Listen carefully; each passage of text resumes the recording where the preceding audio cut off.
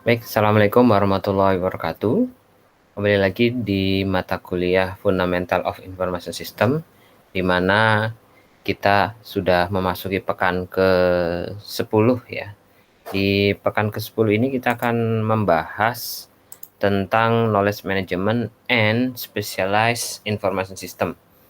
Jadi kita akan bahas tentang uh, pengertian-pengertian dan mungkin juga apa yang ada di dalam knowledge management serta beberapa sistem informasi yang spesial ya, seperti ada sistem pakar misalkan, kemudian artificial intelligence, kemudian apa lagi ya, nanti kita akan coba bahas satu persatu.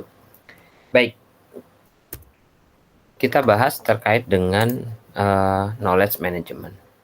Jadi apa itu knowledge management? Jadi knowledge management adalah serangkaian praktek yang berkaitan dengan untuk meningkatkan kesadaran, kemudian mendorong pembelajaran, ya, dan juga bisa mempercepat kolaborasi maupun inovasi dan bertukar pengetahuan atau bertukar wawasan. Jadi kalau kita bicara tentang knowledge, itu ada dua. Yang pertama adalah explicit knowledge ya. Jadi ini adalah knowledge yang terdokumentasi, tersimpan ya, dan juga terstruktur, ada kode-kodenya ya. Misalkan kita bisa kasih nomornya, penomoran dan lain sebagainya, seperti kayak misalkan prosedur-prosedur, kemudian formula-formula produk ya, kemudian daftar pelanggan atau customer, kemudian ada hasil dari market research, ada juga paten gitu. Jadi semuanya sudah terdokumentasi, ada jelas gitu. Nah, yang kedua adalah tacit knowledge ya, tacit gitu. Kalau yang tacit ini berbeda dengan eksplisit. Kalau yang eksplisit tadi sudah memang terdokumentasi dengan baik, nah kalau yang tacit belum sebetulnya. Jadi baru ada di masing-masing orang atau berdasarkan pengalaman ya, pengalaman masing-masing ya, bisa juga berkaitan dengan persepsi seseorang, kemudian apa namanya ya, keyakinan seseorang terhadap sesuatu misalkan. Contohnya misalkan Anda punya sebuah motor misalkan, yang disebut explicit knowledge-nya ya manual motornya dan lain sebagainya. Nah, tacit knowledge-nya misalnya apa? Oh, ternyata motor ini kalau misalkan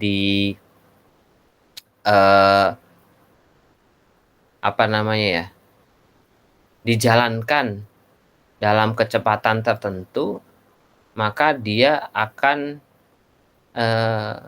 konsumsi bahan bakarnya akan lebih irit misalkan. Tapi itu dari persepsi saya pribadi misalkan.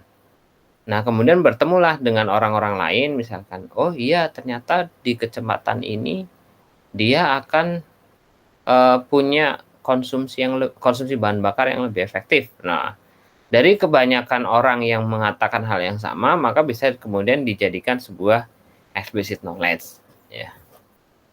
Bahwa kemudian akan dicatatkan tuh di manual motor tersebut misalkan, kalau memang ternyata belum ada di sana. Oke. Nah, ini lebih mempertajam perbedaan antara eksplisit dengan tacit ya. Kalau eksplisit itu knowledge yang terdokumentasi, tersimpan ya, terkodifikasi. Kemudian kalau tacit dia personal knowledge ya, yang belum terdokumentasi ya, tetapi sudah menyatu ya dengan pengalaman pribadi gitu. Contohnya apa? Kalau eksplisit ada customer list, produk data, daftar harga, dan lain-lain. Nah, kalau yang tacit dia ya pengalaman, kemudian keterampilan dari masing-masing individu gitu ya, atau pekerja ya. Contoh misalkan ya, bagaimana caranya melakukan troubleshoot ya terhadap masalah-masalah penjualan ya misalkan, terkait dengan misalkan, perlengkapan-perlengkapan yang akan dijual dan lain sebagainya. Oke. Nah, di knowledge management ini ya, agar kemudian si tacit knowledge bisa menjadi explicit knowledge atau kemudian, eee, keterkaitannya dengan yang tacit ini ya, bagaimana sih bisa tertransfer gitu ya. Ya kalau tertransfer yang tadi, tercatat di explicit knowledge ya. Tapi kalau misalkan, eee, kaitannya ya misalkan akan tertransfer antara orang ke orang misalkan, perlu dilakukan berbagai macam hal gitu, ada beberapa cara gitu. Yang pertama ada namanya itu adalah shadowing ya. Shadowing itu proses untuk menangkap pengetahuan, eee, tacit gitu ya.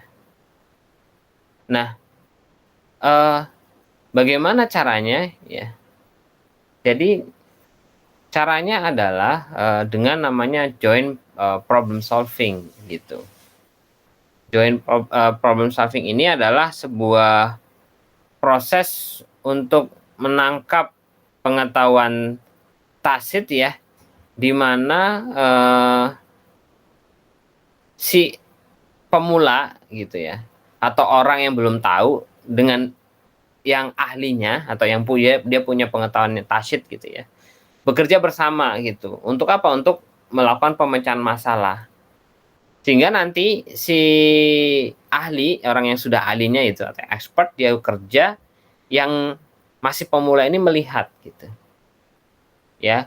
Melihat kemudian, eee, dia akan mengambil pengetahuan tersebut gitu.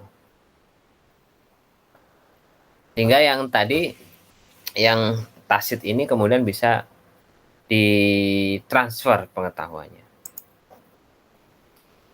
Nah, kita akan bicara tentang, eee, aplikasi manajemen pengetahuan dan manfaatnya seperti apa. Jadi yang pertama, dia akan, mendorong ya inovasi, kemudian ide-ide ya, untuk muncul gitu. Karena organisasi memang membutuhkan hal semacam itu. Kalau misalkan Anda bekerja di sebuah perusahaan gitu misalkan, ada di dalamnya ada prosedur, ada standar gitu ya. Dengan adanya knowledge management yang tepat, maka kemudian kita bisa membuat prosedur dan juga ataupun standar atau guidance ya, yang bisa diikuti oleh, masing-masing orang dalam sebuah organisasi sehingga akan dapat, kemudian berguna, bermanfaat gitu ya. Dan, eee, dengan knowledge management tersebut bisa melakukan bisa membuat orang berinovasi gitu ya. Oh ternyata ada sebuah, aturan atau standar misalkan yang perlu dievaluasi karena ada perkembangan bahwa ada tacit knowledge ya misalkan tadi, ada ternyata secara prakteknya, perlu ada sebuah perbaikan yang dapat meningkatkan misalkan, menurunkan biaya, mempercepat proses dan lain sebagainya. Lalu berikutnya adalah, akan dapat memanfaatkan keahlian orang di seluruh organisasi ya. Jadi organisasi itu memang harus memungkinkan karyawan untuk, sharing atau berbagi pengalaman, keahlian satu sama lain. Nah, dengan cara tersebut si karyawan misalkan ada karyawan baru atau karyawan pindah ke posisi baru, itu bisa bekerja lebih cepat, apalagi kalau knowledge manajemennya sudah, eee, terdokumentasi dengan baik, kayak gitu. Oke. Lalu berikutnya ya, adalah bisa menangkap sebuah keahlian seseorang sebelum dia pensiun misalkan. kalau kita berkaca di Amerika Serikat ya misalkan ya, 3 sampai 4 juta karyawan itu pensiun setiap tahun ya, gitu. Di Indonesia pun sama. Kalau misalnya kita bicara Indonesia masuk pertama kali industri ya, mulai berkembang misalkan di tahun 70-an gitu ya misalkan, atau 70-an, 80-an, maka secara otomatis setiap tahunnya saat ini akan ada pensiun gitu ya. Ada pensiun, dan kalau tidak ada knowledge management yang sesuai, maka orang-orang yang ahli yang pensiun tiba-tiba ya sudah pergi saja gitu ya. Nah, inilah pentingnya knowledge management. Jadi bisa menangkap masing-masing keahlian dari tiap-tiap individu untuk kemudian ketika pensiun ilmu-ilmunya tadi sudah diserap, dituangkan dalam sebuah dokumen knowledge management yang baik. Oke. Apa sih langkah terbaiknya ya untuk ketika kita mengimplementasi sebuah knowledge management project? Yang pertama ya, jadi kita harus mengkoneksikan atau menghubungkan upaya-upaya dari knowledge management terhadap tujuan dan sasaran dari organisasi. Jadi kalau kita misalkan mau mengumpulkan sebuah knowledge gitu ya, jadi kita harus tahu goal organisasinya seperti apa, tujuannya seperti apa, sehingga bisa mendukung tujuan dan sasaran organisasi tersebut. Yang kedua adalah memulai dengan lingkup yang kecil gitu ya, dan melibatkan orang-orang yang memang semangat ya dalam membuat sebuah knowledge management. Atau di beberapa departemen ya, atau di beberapa organisasi memang knowledge management itu dikelola dengan baik oleh dikelola oleh beberapa departemen ya. Misalkan ada yang dikelola oleh SR departemen, atau misalkan ada juga organisasi yang memang secara spesifik memiliki organisasi training gitu misalkan, sehingga kemudian bisa bermanfaat bagi sebuah organisasi. Lalu berikutnya adalah identifikasi pengetahuan tacit yang berharga gitu ya.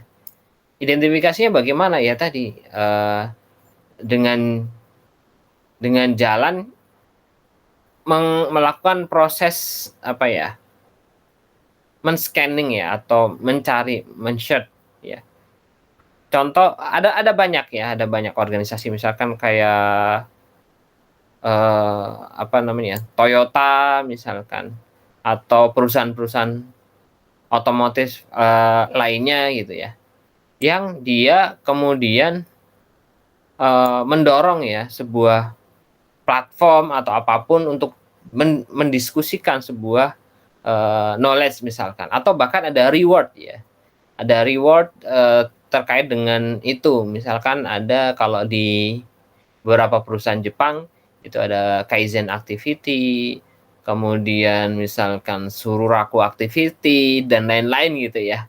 Yang di dalamnya adalah sebuah improvement gitu ya, yang dicatatkan bahkan dilombakan gitu ya. Karena memang tidak semua tacit knowledge itu penting gitu ya, kadang ada juga yang sebetulnya malah bertentangan dengan prosedur dan lain sebagainya.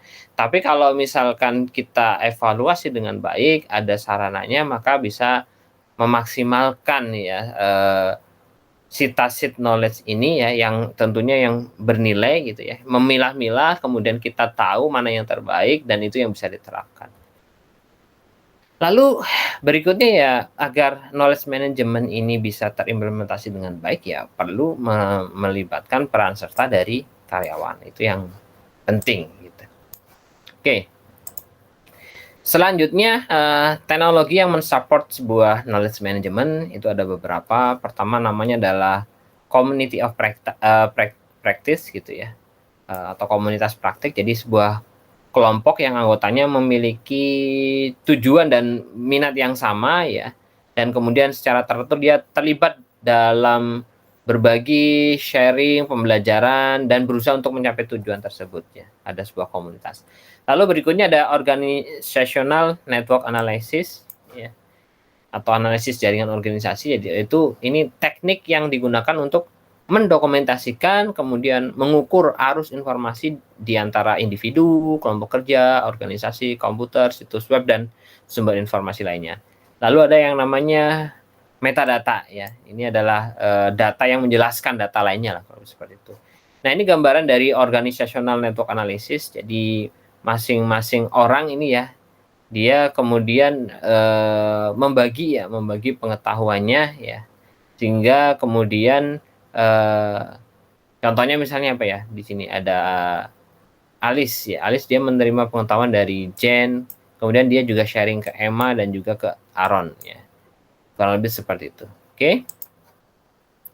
Selanjutnya teknologi yang mensupport knowledge management ada Web 2.0 ya. Kalau bicara itu sekarang sudah ada Web 3.0, 4.0 berkembang sekali gitu ya. Tapi di Web 2.0 itu adalah ada perubahan teknologi dan desain situs web ya, untuk kemudian bisa meningkatkan sharing informasi, kolaborasi, dan fungsionalitas di web ya. Jadi kalau web dulu adalah teks saja, kalau misalnya udah di 2.0 itu sudah lebih memudahkan orang gitu. Ada ciri-ciri teknologinya apa ya, misalkan ada forum, ada misalkan Anda lihat knowledge base seperti Wikipedia ya, dan lain sebagainya, itu sudah bisa dimanfaatkan. Lalu ada business rule management system ya, atau sistem manajemen aturan bisnis. Jadi itu adalah software ya. Software untuk mendefinisi, mengeksekusi, memantau, dan memelihara keputusan logik ya, yang digunakan oleh sistem operasional dan proses yang menjalankan organisasi. Jadi ada beberapa aplikasi ya. Ada misalkan ada process maker nih, ya, business process management gitu ya. Jadi ada process maker, Inubit, macam-macam gitu. Anda bisa coba browsing nanti, bisa cari. Lalu berikutnya ada enterprise search ya. Ini adalah aplikasi pencarian ya, untuk mencari informasi dalam sebuah organisasi. Jadi ada beberapa software ya yang bisa digunakan ya untuk melakukan proses pencarian informasi gitu ya. Tapi kalau sekarang atau kalau kita lihat ya, ada beberapa aplikasi, contohnya di IT, misalkan di IT ada IT Service Management, kemudian ada aplikasi ITSM-nya misalkan, ada bisa pakai ServiceNow misalkan, kemudian ada juga aplikasi-aplikasi banyak ya. Dan kebanyakan dari aplikasi ini pasti ada menyertakan namanya knowledge management-nya gitu ya, atau knowledge base atau KIBI gitu ya. Atau beberapa juga memanfaatkan fitur-fitur gratis, misalkan dari Wikipedia gitu ya. Jadi bisa dikelola gitu. Nah, kalau ini adalah contoh-contoh aplikasi ya, aplikasi yang bisa dipakai ya dari Google. Itu ada Google Sheet Appliance, kemudian MarkLogic, dan macam-macam yang bisa digunakan. Tapi kalau sekarang hampir rata-rata juga sudah semua aplikasi untuk Anda bisa cari di Help ya biasanya ya. Di sana Anda bisa cari baik yang offline maupun online misalkan. Kalau even misalkan Microsoft Office misalkan, Anda bisa cari di Help ya, bagaimana caranya dan lain sebagainya gitu. Koneksi ke internet. Ada beberapa aplikasi yang sudah menyertakan manualnya lah, kurang lebih seperti itu.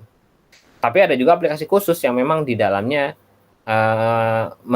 mengorganisir si knowledge tersebut ya. Contohnya ada terlihat di layar. Oke, itu tadi adalah terkait dengan knowledge management. Nah, sekarang kita akan coba bahas terkait dengan specialized information system ya. Nah, ini ada salah satunya namanya adalah artificial intelligence. Apa itu artificial intelligence? Itu adalah kecerdasan buatan. Ini adalah kemampuan untuk meniru atau menduplikasi fungsi dari otak manusia lah, kurang lebih seperti itu. Jadi artificial intelligence ya, perspektifnya itu adalah orang, prosedur, kemudian perangkat keras, perangkat lunak, data, dan juga knowledge ya yang diperlukan untuk mengembangkan sistem komputer dan mesin yang dapat mensimulasikan proses kecerdasan manusia. Termasuk di dalamnya ya ada pembelajaran ya atau perolehan informasi dan aturan untuk menggunakan informasi. Lalu ada juga penalaran, yaitu menggunakan aturan untuk mencapai kesimpulan dan koreksi diri. Jadi menggunakan hasil dari satu skenario untuk meningkatkan kinerjanya pada skenario masa depan. Nah, ini ada sifat-sifatnya ya, sifat-sifat dari intelligence. Yang pertama adalah behavior atau perilaku ya. Perilaku ini adalah kemampuan untuk belajar dari pengalaman ya dan menerapkan knowledge yang diperoleh dari pengalaman tersebut ya. Biasanya untuk menangani situasi yang kompleks dan untuk memecahkan masalah ya ketika informasi penting itu hilang. Nah, untuk menentukan juga apa yang penting dan untuk bereaksi dengan cepat dan benar terhadap situasi baru. Dan bisa juga dilakukan untuk memahami gambar visual, kemudian memproses dan memanipulasi simbol, dan ini juga mendukung proses kreatif dan imajinatif dan menggunakan sifat yang heuristik ya. Heuristik itu runut, terstruktur, urut gitu. Ya. Nah, kemudian yang berikutnya ada sistem perspektifnya ya, yaitu sistem yang mendekati cara seseorang melihat, mendengar, dan merasakan objek. Nah, di artificial intelligence ini gitu ya, ada apa namanya? Mohon maaf. Ada beberapa ya yang bisa dimanfaatkan gitu ya, atau cita-citanya gitu. Yang pertama ada brain computer interface ya. Ini memang dia mengembangkan hubungan antara otak manusia dan komputer ya. Jadi gagasannya ya di brain computer interface ini adalah menghubungkan langsung si otak manusia ke komputer sehingga pikiran manusia itu dapat mengontrol aktivitas komputer gitu ya. Nah, saat ini mungkin ada yang sudah mengembangkan, saya juga kurang update teknologinya seperti apa yang digunakan. Tapi kalau kita cita-cita ya, kalau misalkan Anda lihat film X-Men gitu ya, ada Cerebro ya. Kalau tidak salah namanya Cerebro. Jadi ketika Profesor X itu datang ke sebuah kayak sebuah ruangan gitu ya, yang kemudian dia bisa memaksimalkan otaknya gitu ya. Ada sebuah helm yang dipakai kemudian untuk bisa memancarkan atau melakukan kontrol gitu ya dari otak secara langsung gitu.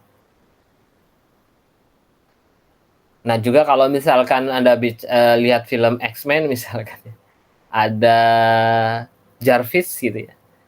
Jadi itu adalah artificial intelligence-nya si Tony Stark ya, yang dia bisa membaca pikirannya Tony Stark gitu misalkan.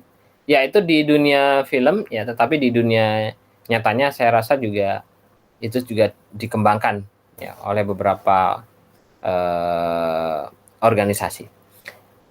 Berikutnya ada expert system. Apa itu expert system? Atau di Indonesia terkenal dengan istilahnya adalah sistem pakar. Jadi ini sebuah sistem yang terdiri dari hardware atau perangkat keras, kemudian software, perangkat lunak yang menyimpan knowledge dan dari knowledge itu dia bisa membuat kesimpulan dan memungkinkan ya seseorang yang biasa-biasa saja itu atau seorang pemula ya untuk dia tampil di tingkat expert atau tingkat tinggi. Jadi orang biasa dengan expert system ini dia dibantu oleh sistem yang tadinya dia tidak begitu ahli, tapi karena ada sistem ini dibantu sehingga menjadi ahli ya, seperti itu. Ya. Ini ada konsepnya ya, saya tadi kurang jelaskan, yang artificial intelligence ya. Itu ada expert system, ada robotic, vision system, ada learning system. Orangnya di mana? Dia di natural language processing ya. Kemudian selain ada natural language processing dan juga ada neural network. Jadi artificial intelligence ada beberapa, ada expert system, robotic, vision system, natural language processing, learning system dan juga neural network ya. kita bahas satu persatu ya. Ini yang pertama adalah namanya expert system. Oke. Nah, komponen dari expert system itu ada knowledge base. Nah, ini yang penting ya. Yang tadi sudah kita bahas di depan ya. Knowledge base, dan ada inference engine, lalu explanation facility, knowledge base acquisition facility, kemudian user interface. Kurang lebihnya adalah si user dia melakukan proses di user interface yang kemudian akan ditangkap ya, kemudian akan menghasilkan sebuah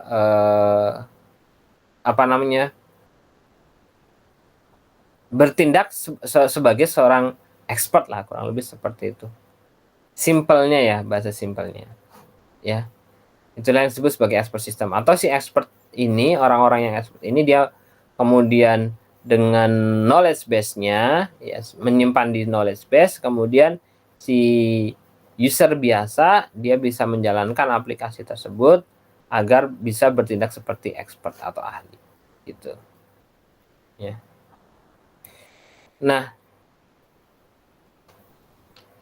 di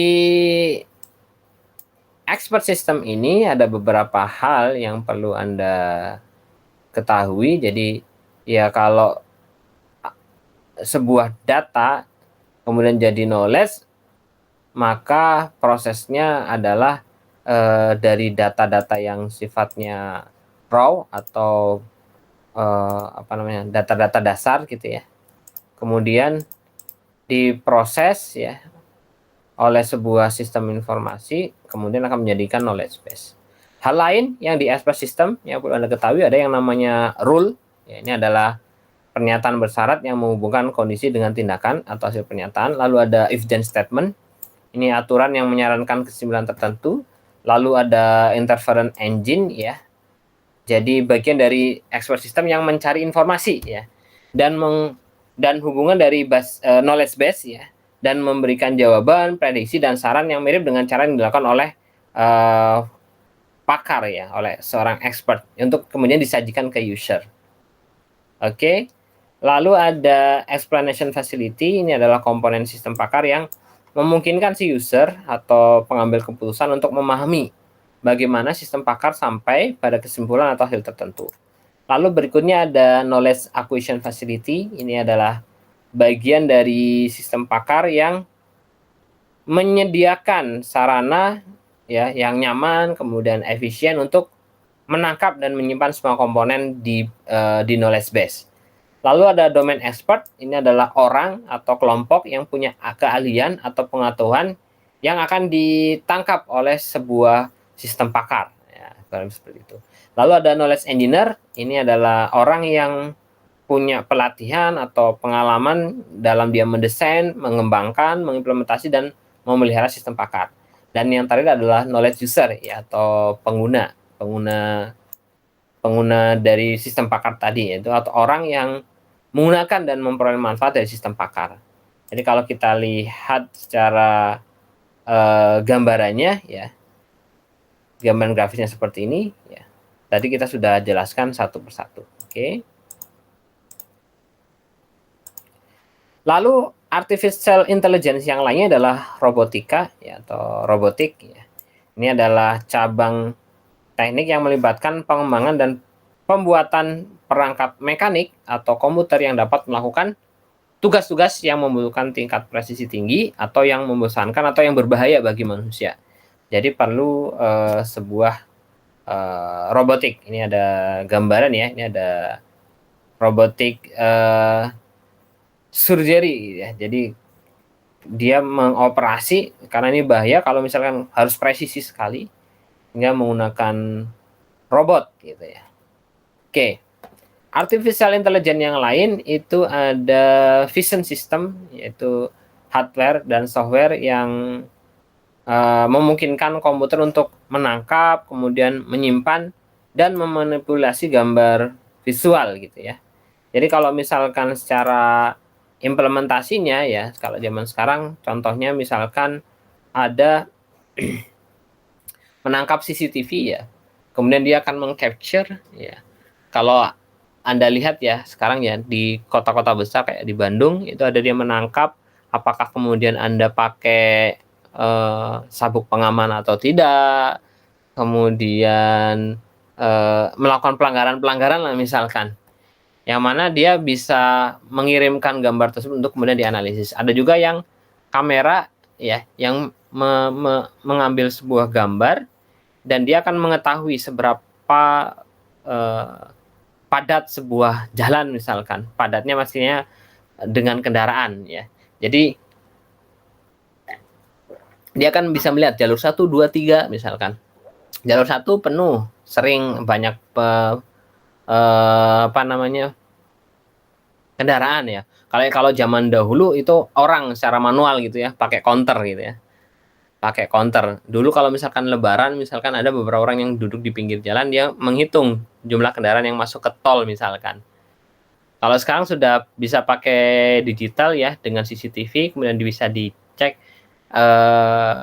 caranya dengan kita menggambarkan sebuah jalan, kemudian jalan tersebut ada garis, ya kalau terlewati garis tersebut, maka dia akan meng-counting, pergerakan mobil, contoh seperti itu. Lalu ada natural language processing, ya ini adalah aspek dari artificial intelligence yang melibatkan teknologi yang memungkinkan komputer memahami, menganalisis, memanipulasi, dan atau menghasilkan bahasa alami gitu ya. Simpel penggunaannya apa ya? Kalau dulu adalah cita-cita ketika misalkan kita pakai voice recognition ya ketika nulis. Kalau sekarang sudah ada fasilitasnya. Contohnya misalkan apa ya, namanya diktat misalkan ya.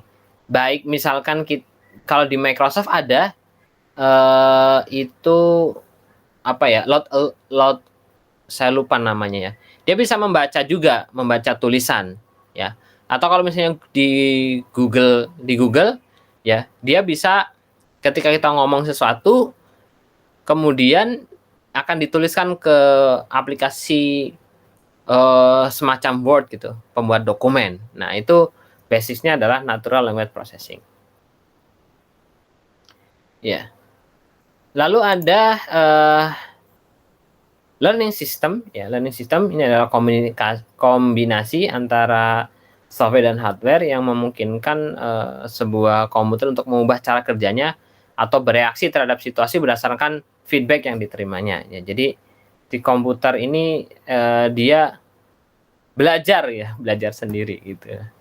Lalu ada neural network. Neural network ini adalah sistem komputer yang dapat mengenali dan bertindak berdasarkan pola atau tren yang terdeteksi dalam kumpulan data yang besar gitu ya. Jadi kalau misalkan Anda lihat di learning system dan neural network, simple seperti apa contohnya ya, kalau kita lihat yang secara fiksi ada di Iron Man, itu di Jarvis ya. Jarvis dia belajar gitu, dia learning apa-apa yang harus dilakukan dan dia juga bisa melakukan proses pendeteksian gitu ya atau pengenalan ya berdasarkan pola-pola tertentu ya gitu. Itu adalah AI gitu atau artificial intelligence yang digunakan ya.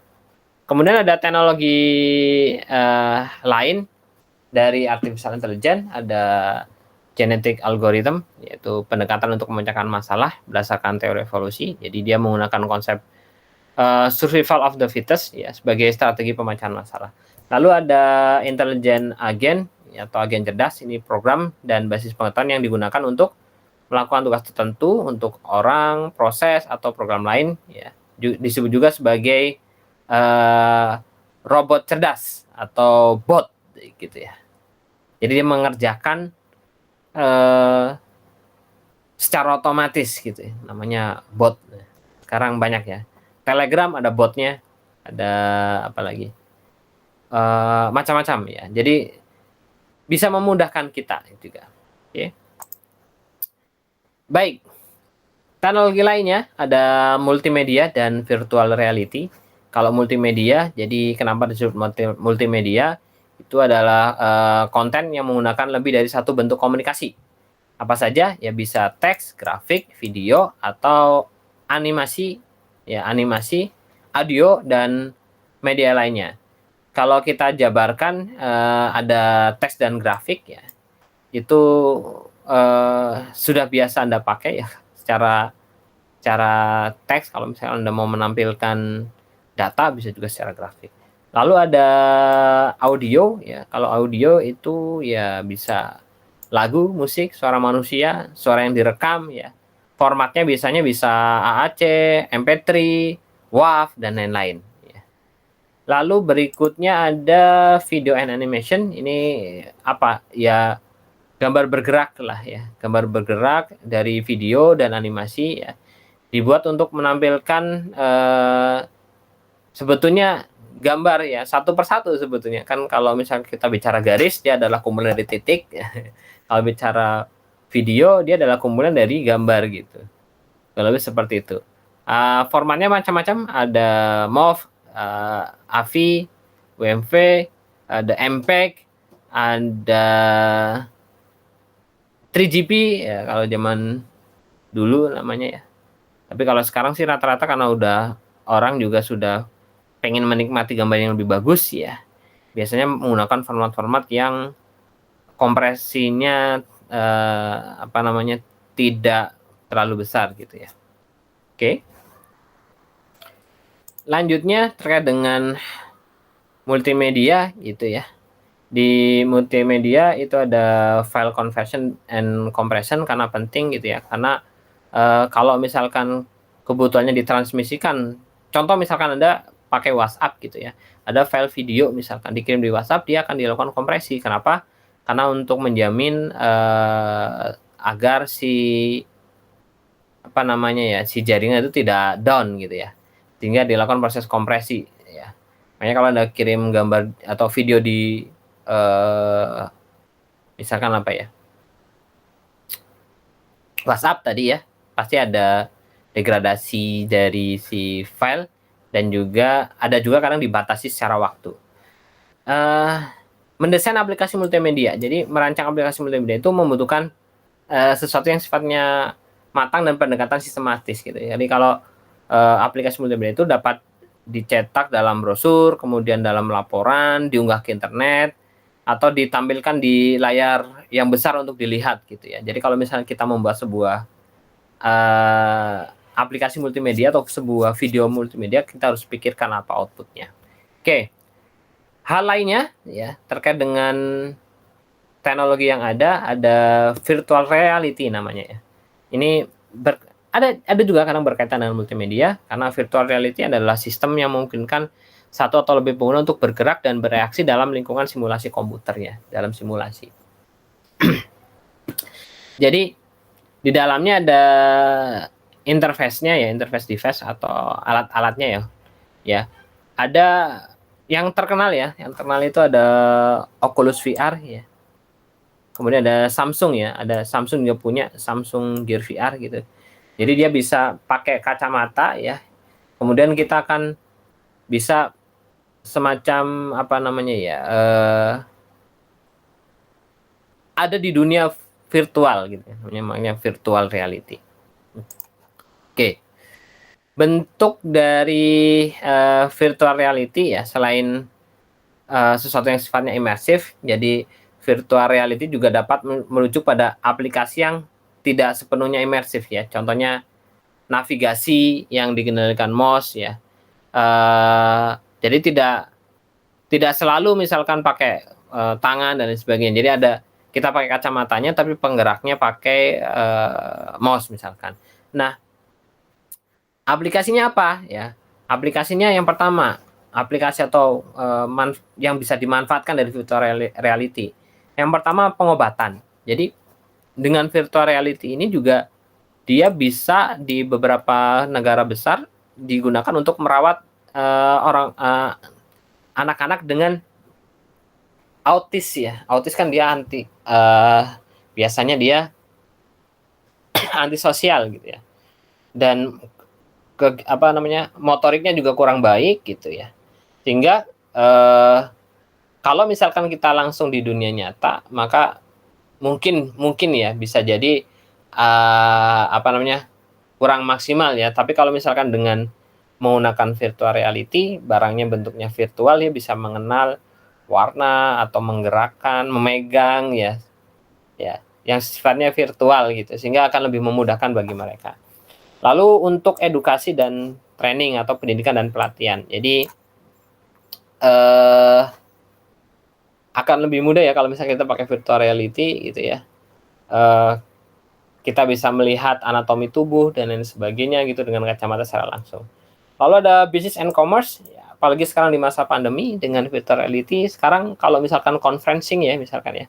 Jadi untuk mengenal sebuah teknologi, kita biasanya ada ruang virtual biasanya, dan kita bisa pakai teknologi virtual reality untuk memasarkan produk kita. Kayak misalkan dulu kita kalau misalnya mau pameran, kita harus ke booth. Ada sebuah pameran, booth itu apa ya, lokasi-lokasi tertentu yang menyediakan produk-produk ya sesuai dengan jenisnya. Nah, kalau sekarang ada virtual booth gitu ya. Jadi kita pakai kacamata, kita seolah-olah bergerak ya, dan kita kemudian masuk ke dalam booth untuk melihat sebuah produk. Yang lainnya ya specialized system yang lain itu ada assistive technology system. Itu ini adalah alat bantu ya untuk yang adaptif, rehabilitatif, yang dirancang untuk membantu penyandang disabilitas ya melakukan tugas yang sebelumnya tidak dapat mereka selesaikan atau sangat sulit untuk diselesaikan. Ini contoh yang dipakai ada oleh Stephen Hawking, orangnya sudah meninggal, jadi dia menggunakan teknologi yang mensupport dia untuk beraktivitas ya, karena memang beliau adalah disabilitas, tapi sebetulnya pemikirannya karena beliau adalah ilmuwan gitu ya, dan dibantu oleh alat-alat ini. Lalu berikutnya ada game teori. Ini adalah teori matematik ya untuk mengembangkan strategi yang memaksimalkan benefit atau keuntungan dan meminimalkan kerugian, sembari mematuhi seperangkat aturan dan batasan tertentu gitu ya. Lalu ada informatik ya. Kalau informatik ini adalah kombinasi teknologi informasi dengan disiplin tradisional seperti misalkan ada kedokteran atau sains, dengan tetap mempertimbangkan dampaknya terhadap individu, organisasi, maupun masyarakat. Ya, kurang lebih itu yang bisa saya sampaikan pada kesempatan hari ini. Jadi pekan depan ya kita akan membahas tentang sistem development. Dari saya cukupkan. Mohon maaf apabila dalam penyampaian ada kekeliruan. Silakan untuk presensi Anda bisa komen di YouTube gitu ya. Dan saya akhiri. Billahi taufiq wal hidayah. Assalamualaikum warahmatullahi wabarakatuh.